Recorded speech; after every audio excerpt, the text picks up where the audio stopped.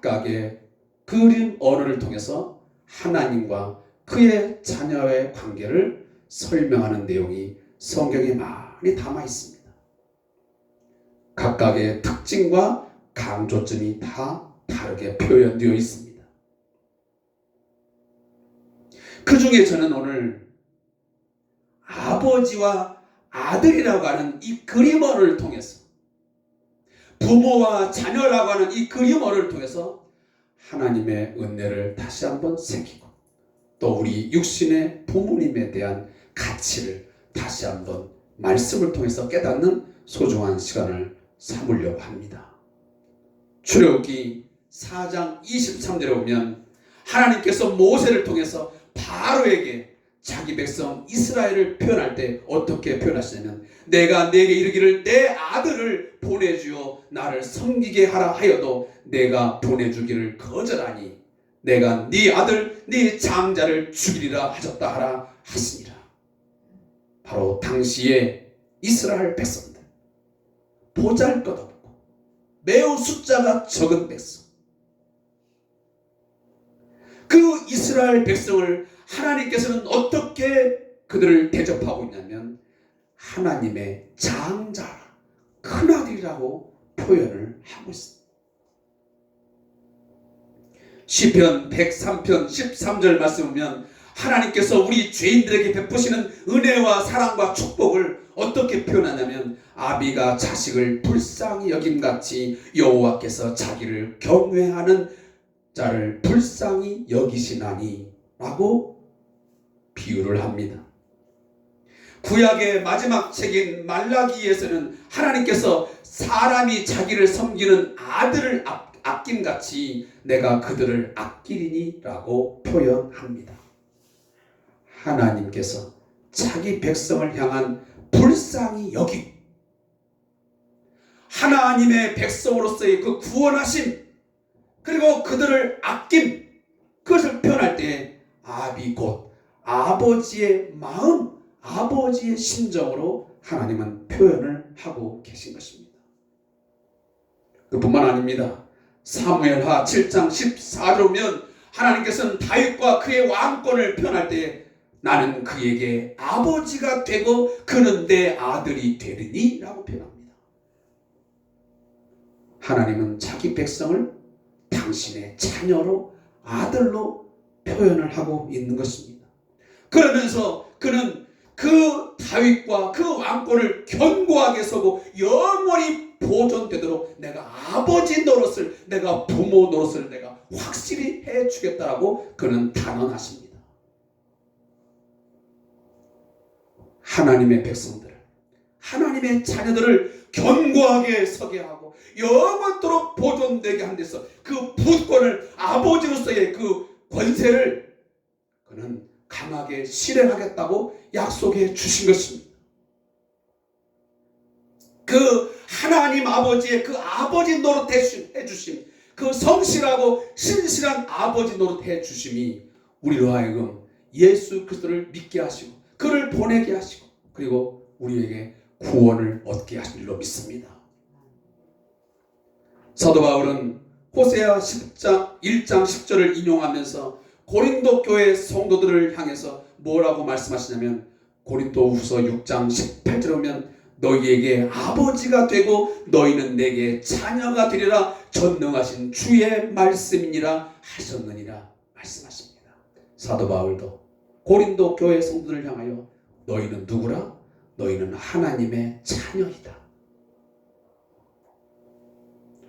그것뿐입니까? 예수님께서도 친히 직접 자기 자신이 하나님을 향하여 마가복음 14장 36절에 보면 하나님을 아빠, 아버지라고 부르고 있습니다.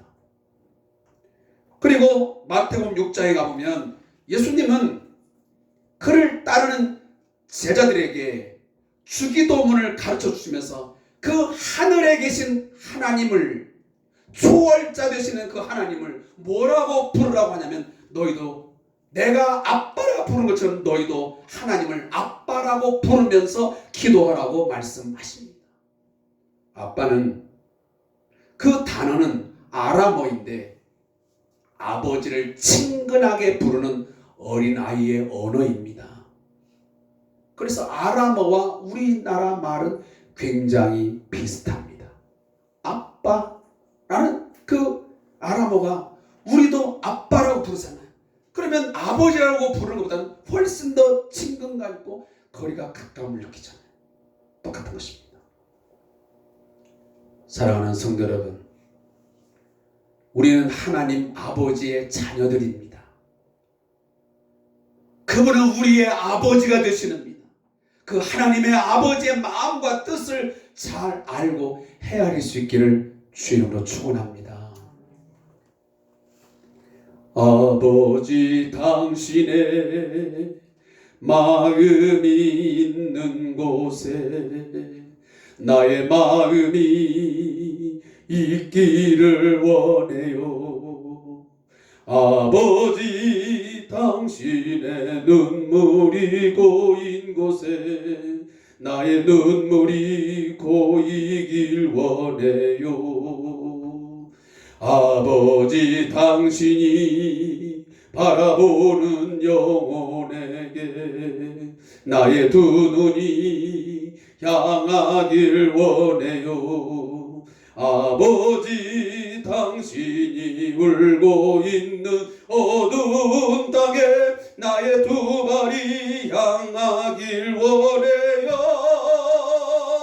나의 마음이 아버지의 마음 알아. 내 모든 뜻 아버지의 뜻이 될 수 있기를 나의 온 몸이 아버지의 마음 알아. 내 모든 삶 당신의 삶 되기를. 아버지의 마음, 하나님 아버지의 마음을 알아. 그 뜻을 이루는 삶.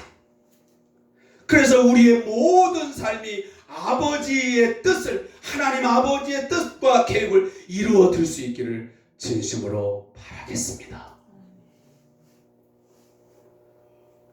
이것은 하늘 아버지 하나님에 대한 말씀을 제가 지금 집중적으로 말씀을 드린 것입니다. 그리고 이어서 하나님께서는 오늘 출애굽을 한 이스라엘 백성들에게 그 시내산에서 말씀을 주시면서 인간과 인간 사이에 그 인간 윤리를 가질 때의 그 첫 계명을 뭐라고 말씀하시냐면 오늘 본문입니다. 출애굽기 20장 12절. 내 부모를 공경하라. 그리하면 너희 하나님 나 여호와가 내게 준 땅에서 내 생명이 길리라 라고 약속해 주셨습니다. 그리고 명령하십니다. 예수님께서도 부모 공경을 아주 강하게 지적하십니다.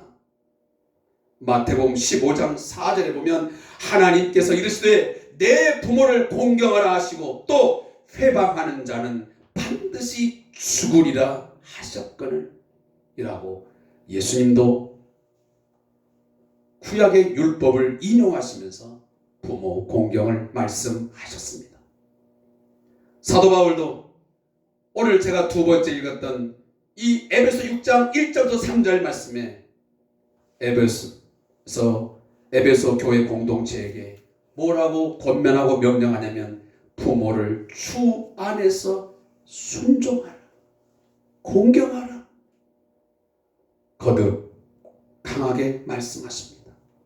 여기 순종하라라고 하는 표현은 뭐냐면 들어라, 청종하라 라는 말씀입니다.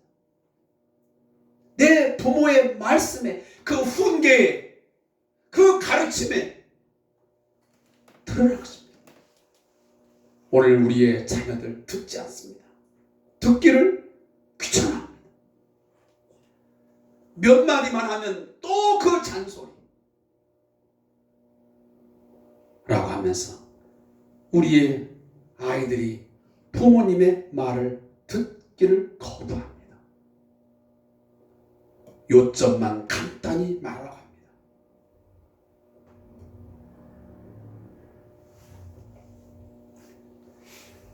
또한 내 아버지와 어머니를 공경하라 라고 말씀합니다. 여기 공경하라라는 말은 그 가치를 인정하고 영예롭게 하고 떠받드는 것을 표현하는 말입니다. 존귀하게 여기고 높이라는 것입니다. 그 부모님의 가치를 인정하는 것입니다. 그리고 떠받드는 것이죠. 이것을 할 때는 반드시 약속 있는 첫 계명인데 이것을 하게 되면 네가 잘 되고 장수하는 복을 누리게 될 거라고 하나님께서는 그 보상을 말씀하십니다. 우리가 함께 읽진 않았지만 골로새서 3장 20절 보면 자녀들아 모든 일에 부모에게 순종하라. 이는 주 안에서 기쁘게 하는 것이니라 라고 말씀합니다. 하나님을 기쁘시게 하고 부모님을 기쁘시게 하는 것은 뭐냐면 그것은 자녀들이 모든 일에 부모에게 순종하는 것입니다. 듣기를 하는 것입니다. 이 말씀들을 다 종합해 보면 저는 이 시간 무엇을 깨닫게 되냐면 죄와 허물밖에 없는 죄인 중에 괴수인 나, 늘 연약하고 부족하여 넘어지고 자빠지고 실수투성인 나, 그럼에도 불구하고 아직까지 하나님의 심부름꾼, 하나님과 동역자로서 달려갈 수 있도록 지금까지 귀중한 삶을 살게 하신 하나님의 은혜와 긍휼, 용서, 자비, 저는 감사하지 않을 수가 없습니다. 이 깨달음은 여기 앉아 계신 우리 모든 성도도 동일한 고백인 줄로 믿습니다. 나 같은 죄인 살리시고 구원하시고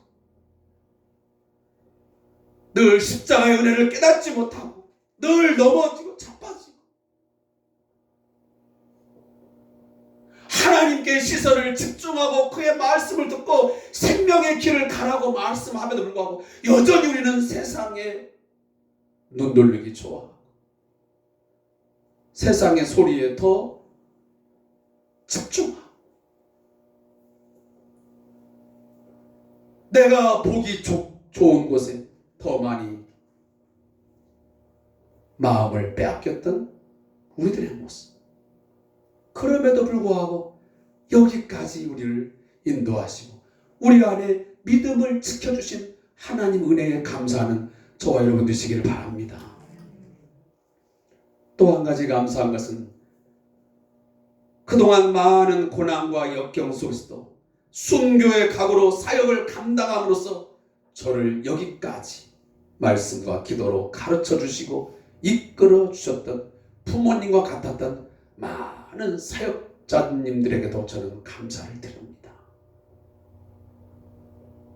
사도 바울과 디모데가 부모와 자녀와 같은 관계이듯이 저에게도 부모와 같은 많은 사역자님들이 저를 위해서 기도해 주시고 말씀을 가르쳐 주시고 이끌어 주셨기에 오늘 제가 존재할 수 있던 것이죠.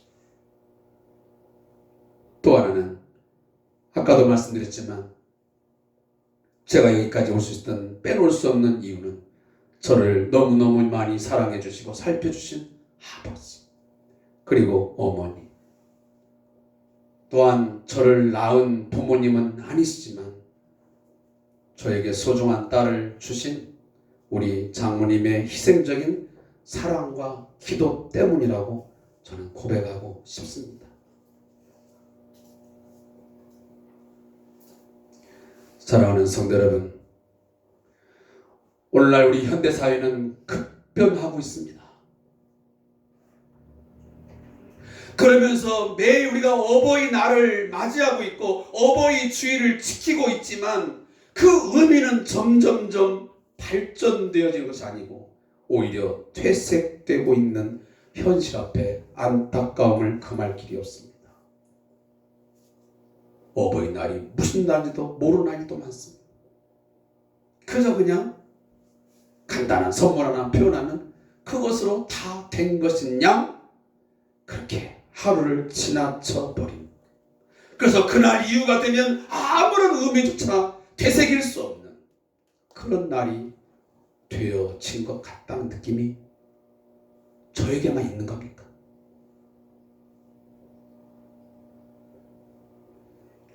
오늘 우리 사회가 너무도 짧은 기간 동안 정말 충격적으로 많은 변화를 가져오고 있고 지금도 변화하고 있습니다.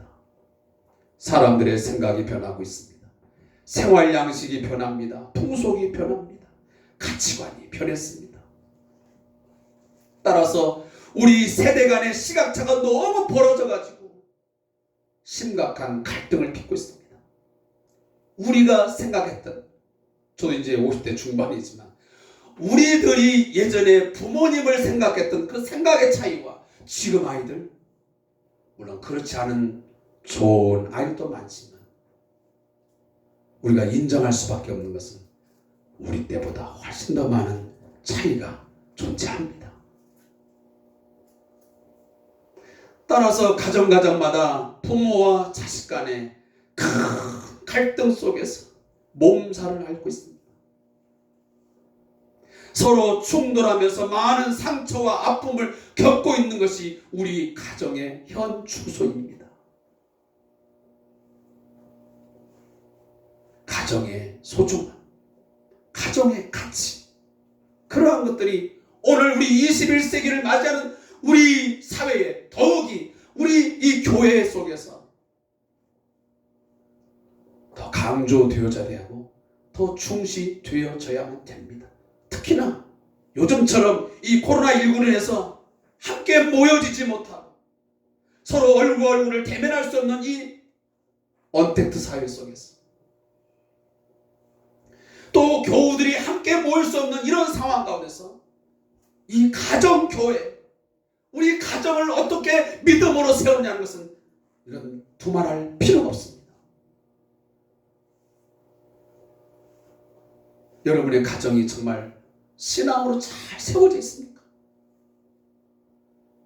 정말 말씀 안에서 부모는 부모로서, 자녀는 자녀로서의 그 위치와 역할을 충실하게 잘 감당할 수 있도록 기도하시고 가르치고 있느냐 말입니다. 세상이 아무리 변해도 변하지 않는 게 있습니다. 변해서는 안 되는 자연 법칙이 있습니다. 그 중에 4계절입니다. 우리나라에는 봄, 여름, 가을, 겨울. 봄이 가면 여름이 오고, 여름이 지나면 가을이 오고, 가을이 오면 겨울이 오고, 이 4계절의 순환은 어쩌면 우리나라에 주신, 하나님 주신 자연 법칙의 주기입니다. 그런데 이러한 자연 법칙보다 더 확실하고 더 우리가 지켜야 할 것이 있다면 하나님께서 우리에게 주신 말씀의 법입니다. 그리고 기독교 윤리요, 기독교의 도덕 법칙입니다. 그것이 오늘 우리가 함께 읽은 내 부모를 주 안에서 순종하라, 내 부모를 뭐라고요? 공경하라. 이것은 세상의 수많은 가치관들이 변하고 풍속이 변해도 변해서는 안 될, 우리가 정말 생명처럼 여기고 우리 기독교가, 우리 그리스도인들이 지켜야 할 소중한 가치가 있는 것들입니다. 세상은 이러한 것들을 그저 세상이 그렇게 변하는데 어떻겠느냐, 세상의 문화가 그런 걸, 요즘 아이들이 다 그런 걸, 요즘의 부모들이 다 그런 걸 어떻게 하란 말이냐 라고 방치하거나 방임하지 말고, 우리는 이러한 현상을 보면서 오늘 우리의 시대적 이러한 변화에 이 잘못된 어그러짐을 보면서 우리는 눈물로 기도할 수 있어야 됩니다.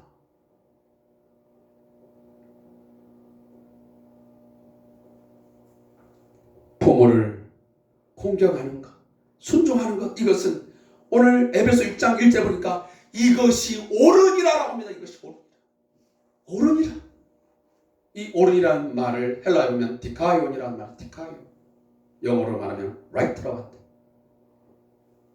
이거는 의로 여긴다는 거예요. 하나님 아버지께서 우리가 부모를 공경하고 순종하는 것은 이것은 매우 옳다. 그것은 마땅한 것이다. 당연한 것이다라고 말씀하시는 것입니다.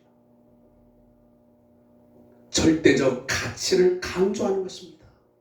이건 상대적인 것이 아니에요.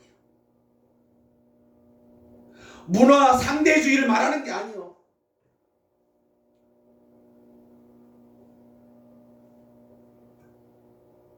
이것은 마땅히 그렇게 해야 할 우리 그리스도인들이 가져야 할 당위성을 오늘 출애굽기 20장 12절과 에베소 6장 1절 3절 말씀은 우리에게 거듭 강조하고 있는 것입니다. 부모님께 순종하고 공경하는 것은 그 어떤 계명보다 중요하고 약속이 뒤따르는 숭고한 도덕적 신앙적 가치가 있는 계명인 줄 믿으시기 바랍니다. 오늘 이 사회가 이러한 모습을 갖게 된 것도 다 어디에서 비롯됐느냐, 그 원인이 어디 있냐 하면 이 가정교육의 무너짐에서 온 것들이에요. 부모가 부모답게 서지 못한 결과, 그리고 자녀를 자녀답게 양육하지 못한 그 결과가 오늘 이처럼 오늘 우리 사회를 몸살을 앓게 하고 있고, 그리고 큰 상처 속에서 살아가게 만들고 있는 것입니다. 부모 공경은 모든 효의 근본입니다. 자녀들의 인성의 토대입니다. 인간이 살아가는 모든 영역의 근간이 되는 것입니다. 부모를 알아보지 못하는 자녀, 부모의 가치를 인정하지 아니하는 자녀, 모든 영역에서 제 역할을 할 수 없습니다. 사랑하는 성도 여러분, 부모님들은 소중하고도 매우 귀한 존재입니다. 최근 부모 자식 간의 불화와 갈등으로 인한 다툼으로 많은 사건 사고가 연일 보도 매체를 통해서 우리에게 전해지고 있습니다. 어떻게 저럴 수가 있는가? 어떻게 부모로서 저러한 모습으로 자녀를 대했을까? 자녀는 왜 저 부모를 저렇게 대할 수밖에 없었을까 하는 많은 생각을 하게 하는 사건, 사고가 연일 터져나오고 있습니다. 부모로서의 불충분한 교육과 인성이 성숙하지 못해서 신생아를 학대하는 일들이 벌어지고 있습니다. 정말 소중하고 귀한 존재입니다.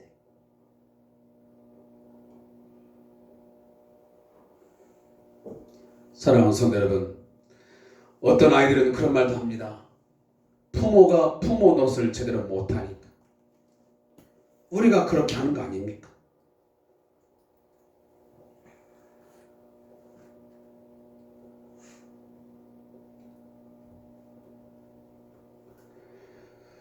그런 이야기를 우리가 들으면서 그래, 그 말도 일리가 있지. 아마 그런 생각을 할 때마다 이런 생각도 합니다. 정말 공경하고 순종할 만한 가치가 있는 존재로 내가 부모답게 서 있는가? 그런 부분도 우리가 함께 좀 생각해 볼 여지가 있습니다. 물론 자녀들에게 순종하라, 공경하라, 그래야만 너희가 하나님의 그 약속된 복을 누리게 된다 하는 가르치죠. 그러나 그보다 더 앞서야 되는 것은 뭐냐면, 내가 정말 주 안에서 공경을 받고 순종을 받을 만한 그런 부모로서의 가치 있는 삶을 살아가고 있는가 하는 것을 돌아보는 또 기회가 되어야 된다 하는 말씀을 제가 드리는 것입니다. 아무튼 제가 보편적인 이야기로 다시 돌아가서 이야기한다면, 부모에 대한 순종과 공경은 단순히 혈연이나 어떤 감정의 차원에서 머물러서는 안 되는 것 같습니다. 우리가 부모님이 왜 소중한 것입니까? 왜 귀한 것입니까? 그것은 부모의 그 생명의 가치 때문입니다. 그 부모님이 나이가 드셨고 아니면 돈이 있고 없고를 떠나서 그 부모님은 그 생명 자체로서 소중하고 귀한 것입니다. 우리 어린아이 하나하나가 보배이고 소중한 것처럼 부모님들도 생명을 가진 존재로서 우리에게 소중한 거 아니겠습니까? 아무리 늙고 병들고 무식하고 가난해도 그 생명과 인격의 가치는 끝까지 존중되어야 합니다. 그것이 하나님의 법입니다. 생명은 물질이나 실용성에 따라 평가되는 상대적인 가치가 아닌 것입니다. 이 생명과 인격의 존엄성에 대한 믿음이 인간 관계의 기초이며 공동체의 제일 법칙입니다. 제가 요양원에 근무하면서 느끼는 것들이 참 많습니다. 어떤 자녀들은 정말 그 부모님을 소중히 여기고 정말 그 생명의 가치를 느끼는 자녀가 있는가 하면 부모님께서 늙고 병들고 가진 것 없고 무식하고 그렇기 때문에 그 부모님을 귀히 여기지 못하고 그저 그냥 1년에 한두 번 아니 또 어떤 자녀들은 아예 요양비만 입금할 뿐 거의 돌아보지 않는 자녀들도 간혹 있습니다. 그 어르신들을 이번에 제가 이제 어버이 날을 돌아오면서 뵀지만 얼굴을 보면 그저 눈물이 앞을 가립니다. 저렇게 다른 자녀들은 찾아오는데 그래도 어느 정도 인지가 있고 뭐가 있을 텐데 다른 자신도 찾아오는데 왜 내 자신은 찾아오지 않는 걸까? 내가 이제 늙고 병들고 그러니 내 가치가 이제 인정받지 못한다 하는 그 슬픔과 그 고통은 얼마나 심할까? 눈물겹고 가슴 아프고 때로는 화가 날 때가 참 많습니다. 어떻게 부모의 가치를 거기에 둘까? 부모가 꼭 건강하고 많은 것을 가져야 되고 그래야만 부모가 가치가 있는 것인가? 공산주의는 유물론에 입각하기 때문에 인간도 효율적인 생산 능력이 없으면 무가치하게 여깁니다. 그리고 쓰레기처럼 취급해버립니다. 옛 우리 고려 시대에도 생산성과 스스로 활동을 할 수 없는 허약한 신체로 70세가 되면 고려장을 했습니다. 이것이 실제 사실인지 아닌지는 확실하게는 알 수 없지만 그러한 이야기가 구전으로 내려오고 있습니다. 사랑하는 성도 여러분, 아무리 병들고 허약하고 정신이 혼미해도 부모님의 생명의 가치는 인정돼야 되고 우리가 존중을 해야 합니다. 그것이 하나님의 법이라니까요. 이러한 것을 가정에서 배우지 아니하면 그 어디에 가서도 그 생명의 소중함을 우리 아이들이 느끼지 못하게 되는 것입니다. 또한 왜 부모들이 소중한 가치를 갖는 겁니까? 하나는 그 부모님은 하나님의 현현입니다. 하나님은 영이시기 때문에 우리의 육안으로 볼 수 없습니다. 그래서 하나님께서는 우리 애가 하나님을 볼 수 있도록 닮은 비슷한 분을 우리 가정에 부모님을 주신 것입니다. 스위스의 20세기의 대표적인 신학자 칼 바르트가 있습니다. 그분이 말을 하기를 뭐라고 말하냐면 그의 교회학에서 말하기를 부모는 하나님의 대표자요 하나님의 유일한 대리자이다라고 했습니다. 물론 하나님과 대등하게 비교할 수는 없지만 부모님들께서 가지신 성품이나 삶은 하나님 아버지께서 온 인류 가족을 사랑하는 그 마음과 닮은 점이 많다는 것입니다. 유사한 점이 많다는 것이죠. 그래서 우리가 부모가 되어 보면 아버지 하나님의 마음을 알게 되는 거예요. 또한 부모님이 왜 그토록 소중한 가치를 갖는 겁니까? 그것은 우리의 생명을 이 땅에 출생하게 하신 바로 장본이기 때문입니다. 아무리 대단한 사람이라도 부모 없이 이 땅에 존재한 사람이 누가 있습니까? 아무도 없습니다. 심지어 예수님조차도 어머니 마리아를 통해서 이 땅에 성육신하셨습니다. 따라서 예수님도 마지막까지 그 어머니를 제자들에게 부탁하셨습니다. 어머니의 소중함, 부모의 귀중함을 예수님은 아셨습니다. 생명 출생의 통로가 바로 부모님이기 때문입니다. 부모 없이 이 땅에 태어난 분들이 아무도 없다는 말씀을 제가 거듭 드리는 것입니다. 부모님을 인정하지 않는 불순종하는 자식은 자신의 생명을 부정하는 자들이나 마찬가지입니다.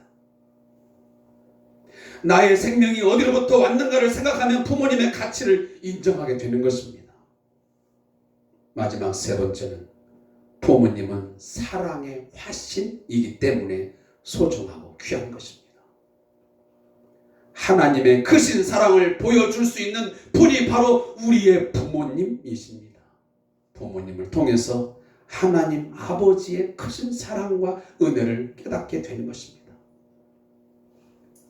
사랑이 있기에 진자리 마른 자리 갈아 넣으시면서 우리를 양육하고 또 지금도 하고 있습니다.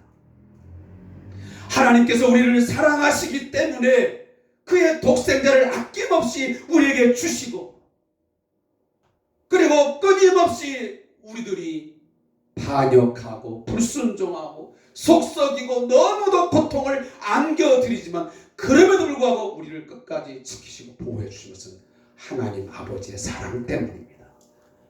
그 사랑이 예수님을 십자가의 죽음에 내어 놓으시게 된 것입니다. 마찬가지로 우리 부모님들께서도 모든 것을 아낌없이 우리에게 주신 이유는 우리를 사랑하셨기 때문이고 지금도 사랑하기에 자녀에게 아낌없이 주고 있는 것입니다. 여담이지만 저는 그런 이야기도 한 적도 있습니다. 여러분 그냥 이해하고 들으십시오. 사실 저는 너무도 가난한 그 가정사를 갖고 있기 때문에 저는 부모님에게 받은 것이라고 하는 어쨌든 제 몸이고 그리고 배움을 가져온 것 그 외에는 제가 재산 그 어떤 통장에 몇 푼의 돈 받은 것 없습니다. 그러다 보니까 제가 자녀들에 대한 어떤 책임, 자녀들이 뭔가 해주고 싶은 마음, 그것이 굉장히 강렬했습니다. 여러분 아시다시피 우리 그 둘째 아이는 그 운동을 했잖아요. 축구를. 여러분 다 알잖아요. 그 개통이 얼마나 많은 돈이 드는지. 근데 내가 우리 아들한테 한 얘기 있습니다. 너는 어떤 상황이 와도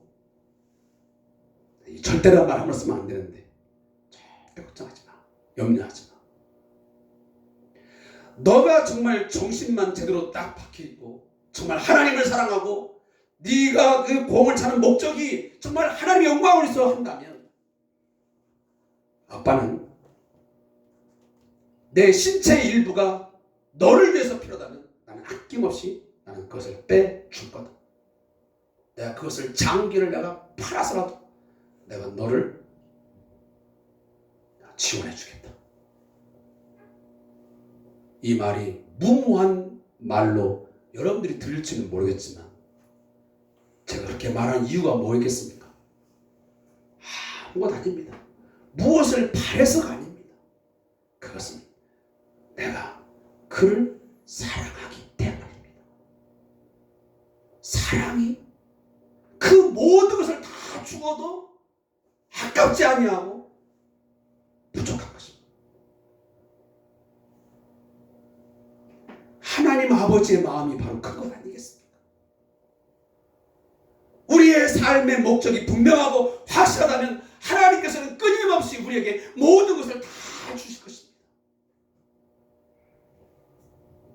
그리고 그 모든 것 주심을 통해서 우리가 여기까지 또한 살아올 수 있었습니다. 또 저와 여러분도 그 부모님의 사랑에 아낌없는 그 베푸심에 따라서 공급받았고 체험을 입었고 여기까지 여러분 살아온 것 아니겠습니까? 맞습니까?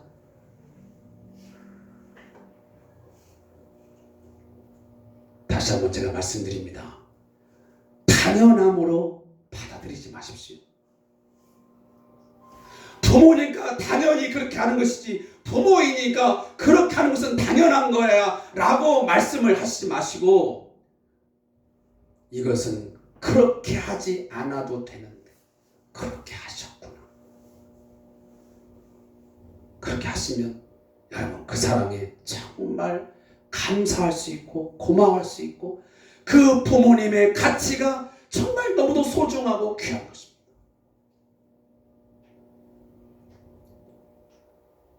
하나님 아버지와 그리고 부모님의 사랑 때문에 오늘 내가 여기 있게 된 것이구나 하면서 알게 되는 거예요. 한 가지 이야기하고 글을 맺겠습니다. 사랑하는 성도 여러분, 제가 요즘에 요양원에서요 강아지들을 돌보고 있습니다. 여러 가지 상황 때문에 제가 강아지를 처음에 한 16마리를 돌보다가 요즘에 한 7마리까지 줄었는데 그 중에요 특별하게 제 마음을 사잡는 강아지가 하나 있어요. 다른 사람들 보면 사자가 생겨가지고 굉장히 무섭습니다. 그런데 실상은 굉장히 착하고 너무 좋은 아이. 제가 때가 되면 밥을 주기도 하고 요즘에 좀 아파가지고 뭐 스프레이를 좀 뿌려주고 막 그러는데 내가 자기를 얼마나 좋아하는지 내가 사랑하는지를 알아가지고요. 가면 막 제가 양보 올리고 가도 막 올라타고 그리고 꼬리를 막 흔들면서 어떤 때는 막 저에게 막 엉덩이를 막 비비고 그럽니다. 제가 그걸 보면서 뭘 느끼겠습니까? 제가 저희 교회에 있는 내가 쫑아라고 하는 그 강아지를 보면서 많은 걸 느끼지만 저는 또다시 그 큰 강아지를 하나 키우면서 느끼면 야 저렇게 한 동물도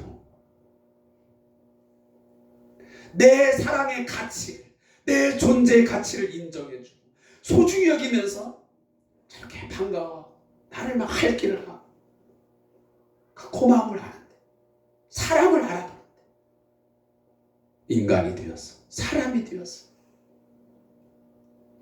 그 하나님의 사랑을 모르고 그 하나님께서 보내주신 그 부모님의 은혜와 사랑을 깨닫지 못하고 그 가치를 인정하지 못하고 순종하지 못하고 공경하지 못한다 한다면 이거야말로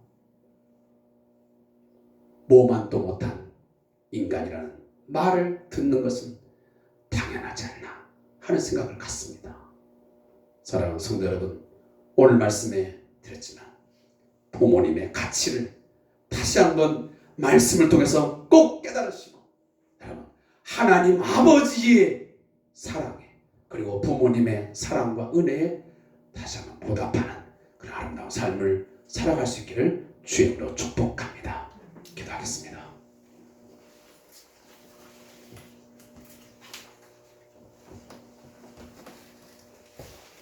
하나님 아버지 은혜를 감사합니다. 오늘도 주의 말씀을 통해서 이 어버이 주의를 저희들에게 지내게 하시고 많은 교훈과 또한 그 진리를 가르쳐 주셨음을 감사합니다. 하나님, 먼저는 하늘에 계신 하나님 아버지의 그 크신 사랑과 은혜를 깊이 마음에 되새기는 시간 되게 하시고 또 그 하나님이 우리에게 보내주신 그 하나님의 사랑과 그 은혜를 또한 그 하나님의 통치를 대리하는 부모님을 통해서 보여주신 많은 것들을 다시 한번 깨닫는 복된 시간 되게 해 주옵소서. 우리의 남은 삶을 우리 부모님의 기쁨이 되고 하나님 아버지의 기쁨이 되는 삶을 살아드릴 수 있도록 인도하여 주옵소서.